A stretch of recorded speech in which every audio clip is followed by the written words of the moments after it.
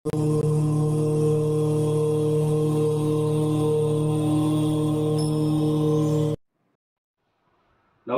सभी दर्शकों का बहुत बहुत स्वागत। सितंबर और अक्टूबर माह में हो रहे बड़े बड़े बदलाव और इस महापरिवर्तन को किस दृष्टि से हम देखते हैं।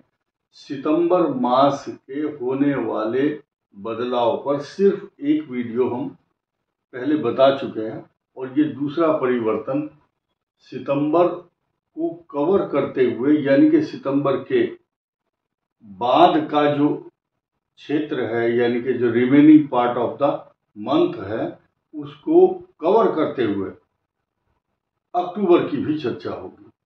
और ये समीकरण आप ये समझिए कि अभी 12 की 12 राशियों का जो प्रिडिक्शन है वो फिलहाल नहीं हो रहा है, बल्कि ये बताया जा रहा है किस किस राशि को ये इफेक्ट कर रहे हैं और कौन सा ग्रह और कब बदल रहा है। ये चीज समझने की है।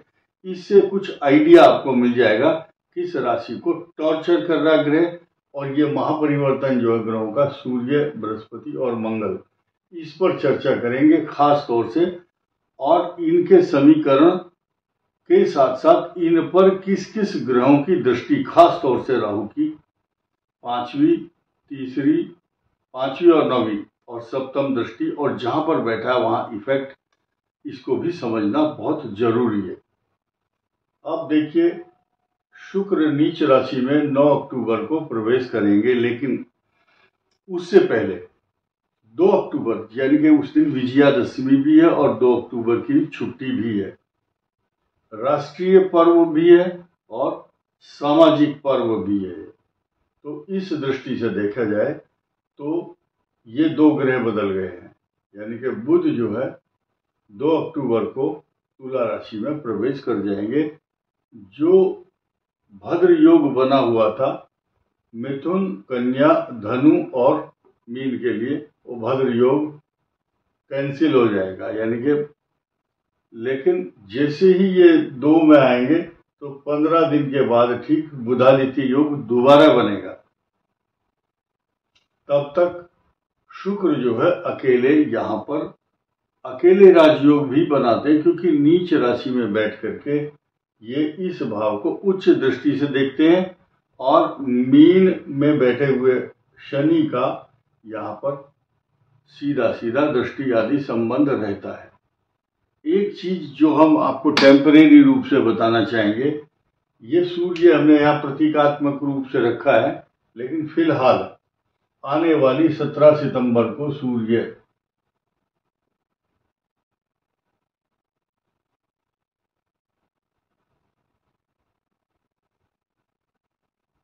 17 सितंबर तक सूर्य का यहाँ से परिवर्तन अभी नहीं हो रहा। शनि और सूर्य की परस्पर 180 अंश पर दृष्टि होगी। ये इन दोनों राशियों के लिए अच्छे परिणाम नहीं देगी, मीन और कन्या के लिए, क्योंकि अब तक तो मंगल ग्रह था कन्या पर, अब सूर्य आएंगे तो शनि के साथ इनका जो टकराव है, तांडव है, जैसे कि 2 तार, एक न्यूट्रल और एक फेस, जब मिलते हैं तो वो शॉर्ट सर्किट होता है। ऐसे ही सृष्टि में सूर्य और शनि का परस्पर साल में 2 बार तो मिलन होता ही है। इस तरह से कभी युति होगी और कभी दृष्टि आदि संबंध होते हैं। ये कैजुअल नहीं लेना चाहिए, इसको बहुत गंभीरता से समझना होगा।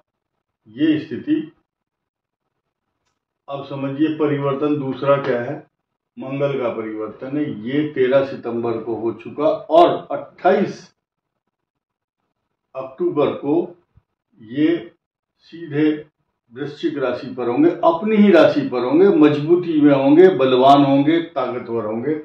फिलहाल यहाँ ये जो युति है ये सूर्य के साथ भी रहेगी 13 डेज, लगभग 13 दिन तक ये रहना है इनको आपस में।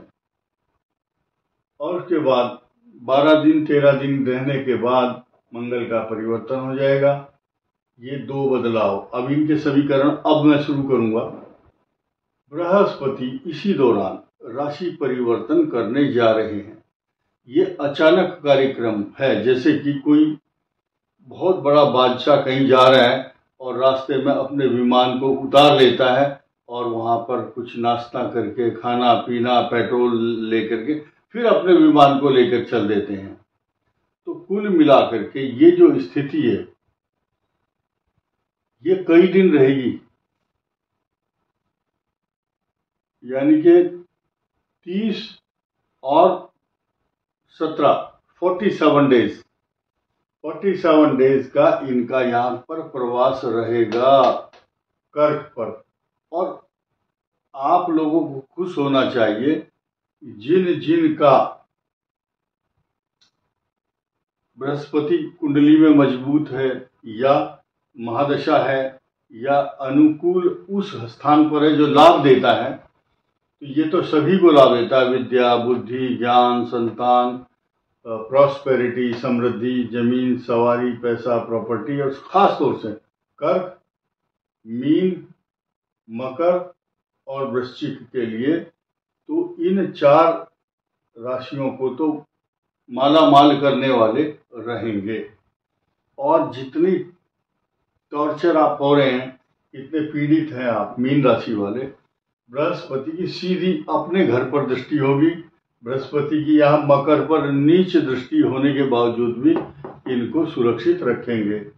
इन्हीं की दृष्टि है यहाँ पर पंचम भाव, यहाँ से 5वां, यानी कि वृश्चिक के लिए भी ये सुखद अनुभूति 47 डेज की होने वाली है। ये 47 दिन आपको चमत्कृत करेंगे और कोई नए नए आपको अपॉर्चुनिटी देंगे। ये केतु आप सिंह राशि पर द्वादश भाव में अच्छे परिणाम बिल्कुल नहीं दे रहे हैं, लेकिन मेरा उल्लेख करने का मकसद ये था कि जो बृहस्पति जब तक है 18 अक्टूबर तक, इस भाव को समझिए। इस भाव की दृष्टि बृहस्पति की कुंभ पर है, बृहस्पति की दृष्टि सूर्य पर भी है और ये समीकरण बहुत अच्छे हैं। बस सूर्य मंगल इकट्ठे होना ये थोड़ा सा सृष्टि के लिए और तुला राशि के लिए अच्छा नहीं है, अपितु कन्या राशि के लिए शुभ परिणाम देने वाले ग्रह शुरू हो जाएंगे। तुला के लिए कुछ कष्टकारक स्थिति अवश्य रहेगी। वृश्चिक के लिए मैंने बताया बृहस्पति की दृष्टि होने से अक्टूबर के बाद 47 डेज अच्छे परिणाम मिलेंगे। धनु के लिए जो ढैया चल रही है उसमें कुछ सुधार इसलिए होगा क्योंकि ये जो चतुर्थ भाव है आपका सुख का, यहाँ पर बृहस्पति इसको शनि के जो साइड इफेक्ट है उनको कम करेंगे। पराक्रम स्थान में पहले से ही धनु राशि के लिए पराक्रम भाव में बने हुए हैं राहु। ऐसी पोजीशन में जब धनु का अष्टम भाव प्रफुल्लित हो, मजबूत हो और आपके स्वास्थ्य की गारंटी लेता हो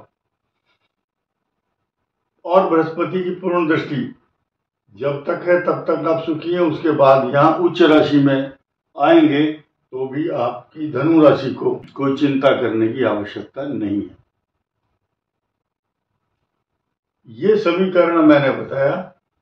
2 अक्टूबर को बुध का परिवर्तन, 6 तारीख को शुक्र का 9 अक्टूबर को शुक्र नीच राशि में और 17 अक्टूबर को सूर्य यहाँ आने के बाद यहाँ बुधादित्य भौम, ये त्रिग्रही योग बनेगा। ये एक समीकरण एक्स्ट्रा ऑर्डिनरी है, तुला के लिए कष्टकारक है, लेकिन कर्क के लिए, मेष के लिए अच्छी उपज देने वाला है। अच्छी सोच, अच्छी अपॉर्चुनिटी, ताकत, पराक्रम। धनु के लिए ये बृहस्पति शुभ परिणाम देना शुरू करेंगे और कुंभ के लिए बृहस्पति का जो यहाँ दृष्टि आदि संबंध है 47 डेज के लिए यह दृष्टि लुप्त हो जाएगी कुछ दिनों के लिए, उसके बाद फिर शुरू हो जाएगी कुंभ पर। मीन पर इस ग्रह की दृष्टि होने के कारण अच्छा परिणाम होगा। सूर्य और मंगल का षडाष्टक योग मीन को इफेक्ट बहुत ज्यादा नहीं करेगा, तुला के लिए इफेक्टेड होगा। प्लस पॉइंट ये मीन का कि मीन पर शुक्र की उच्च दृष्टि होगी आपकी जो व्यक्तित्व है, पर्सनालिटी को निखार लाने वाला डायनेमिक पर्सनालिटी बनाता है। मेष के चतुर्थ भाव में अगर पहले से ही किसी का होगा तो वो गजेटेड ऑफिसर होता है या उच्च पद प्रतिष्ठा, ग्राम प्रधान, ग्राम मुखिया से लेकर के विधायक तक या राज्यपाल से लेकर के राष्ट्रपति, प्रधानमंत्री तक भी बनता है, ऐसा ग्रह बताता है। चतुर्थ भाव में बृहस्पति अच्छे मकान, अच्छे सुख, अच्छा पद प्रतिष्ठा, अच्छे अलंकरण, गले में माला डलती है ऐसे व्यक्ति की यत्र तत्र सर्वत्र जहां भी जाएगा सम्मानित होगा। वृषभ राशि के लिए इन दो राशियों की गंभीरता को बहुत जरूरी समझना। ये वृश्चिक और ये वृष, इनके दोनों के चतुर्थ भाव में चल रहे राहु और केतु, ये आपको एक जगह टिकने नहीं दे रहे। जो नौकरी में उनके ट्रांसफर हो रहे, बोलते हैं स्थान हानि, डिटैचमेंट। इन दोनों राशियों के घरों में, वृश्चिक और वृषभ में, घर में अशांति, तनाव, बीमारी, खर्चे, झगड़े और किसी का काल सर्प योग हो या पहले से राहु केतु बैठे हों तो वृष और वृश्चिक के घर में सांप, बिच्छू या जहरीले जानवर का खतरा तथा दीमक या कोई दीवार ऐसी जगह किनारे से क्रैक हो जाती है, उसमें सीलन, सीपेज, नमी आ जाती है और रिपेयरिंग कराने लगता है मनुष्य। ये रिपेयरिंग का चल रहा है। ये भी पशु के लिए कष्टकारक है, वृषभ के लिए, और ये भी पशु के लिए कष्टकारक है। आपके जो घर में वाहन, सवारी, पशु, खेती करने वाले जानवर, घोड़ा, खरगोश, ऊंट, ये सब, ट्रैक्टर, इनकी किसी की बैटरी खराब होगी कि कोई बेचने को आतुर होगा और नए वाहन का अभी योग नहीं है। पुराना सेकंड हैंड वाहन नहीं खरीदना चाहिए। मिथुन के लिए अच्छे परिणाम मिल रहे हैं और आपके धन स्थान में अगर बृहस्पति यहाँ है तो यहाँ से आपको बहुत राहत मिलेगी। बृहस्पति शत्रु राशि में अच्छे परिणाम नहीं दे रहे थे। आपके लिए नौकरी का योग तो अच्छा है। चतुर्थ सुख देने वाला शुक्र भी आ चुका है, धन देने वाला बृहस्पति भी है, पराक्रम को बढ़ाने वाला केतु भी है। तो मिथुन की जो मौज आएगी वो अच्छी रहेगी। कर्क के लिए एक्स्ट्रा ऑर्डिनरी, जो पीड़ा आप झेल रहे हैं भाग्य स्थान में शनि होने के कारण और अष्टम राहु, उस पर विराम रहेगा। यानी कि 47 डेज कर्क को एनर्जी देने वाला, एनर्जेटिक फीलिंग देने वाले ग्रह आ रहे हैं। सिंह के लिए अत्यंत वरदान बनने वाला ग्रह है, क्योंकि अब इनके 12th में तो आ जाएंगे बृहस्पति और इन्हीं का स्वामी खुद का यहां होगा तो मजबूत, जब तुला में आएंगे तो भी बहुत अच्छी मजबूत स्थिति में होते हैं, क्योंकि यहां से तीसरा बृहस्पति की दृष्टि शनि से दृष्ट नहीं है। बृहस्पति के साथ साथ राहु भी इस भाव को देखते हैं।